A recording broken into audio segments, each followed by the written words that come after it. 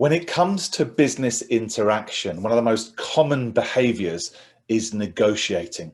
It's something that must happen at every business event the world over. There's some really interesting research this week that suggests that doing it face to face has got many benefits than doing it virtually. My name's Jonathan Bradshaw, and welcome to the latest edition of We Love Live.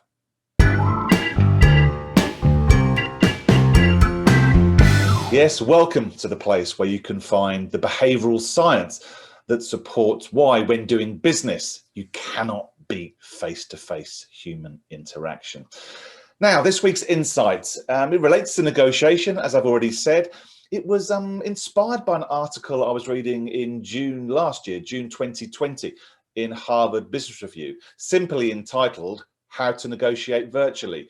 A bunch of insights in there, really interesting. The one I thought for you event professionals would be especially interesting was one that comes from 2005. They were quoting it, and they were quoting it because they found it very interesting too in relation to the difference between negotiating virtually and face-to-face.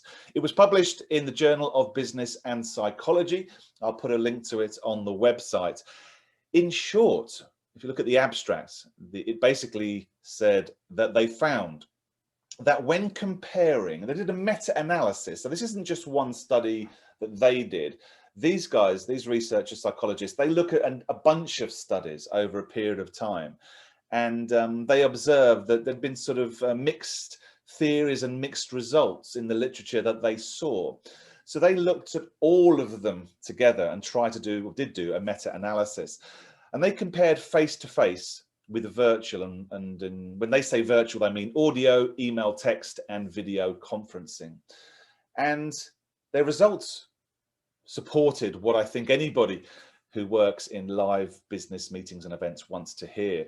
Basically, that face-to-face negotiations were less hostile and resulted in higher profit margins for both parties, better outcomes essentially, when they were face to face. That's a great thing for us to hear if you work in live events. Let's explore a little bit more as to why. Well, one of the things that the authors of this paper have highlighted as a potential reason relates to something that psychologists call psychological distance. The authors suggest in the abstract of this paper that their results support the psychological distance theory, which is a little bit complicated. It's got 4 areas. I'd suggest you look it up if you're interested in it. But what the authors suggest is that face-to-face meetings and customer site visits are an obvious way to reduce spatial and social distance. Now, spatial and social are 2 of the elements of psychological distancing. I won't worry about the other 2 for the moment. So they're saying that if you want to, what do they literally say? Understand your counterpart's thoughts, feelings, and motives. Face-to-face is the thing to do. It makes those things easier. Empathy, understanding, perspective. They're advocating, in fact, HBR in their article also advocating why this paper suggests that face-to-face is so good. Psychological distance theory, look it up. Really interesting thing. If you know a bit more about that, you can use it as a really powerful argument as to why live business events are needed back as soon as it's safe to do so. Oh, I have to say that every time, don't I? I hope you're enjoying these We Love Live TV episodes. They've been great fun to put together. As always, I will ask you to share them on LinkedIn, on your social media channels with the hashtag We Love Live. And I'll be back. This is episode number 3. We have 2 more to go in series 1.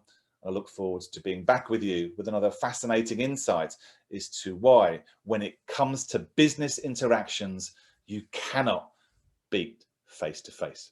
See you next time. Until then, take care. Bye-bye.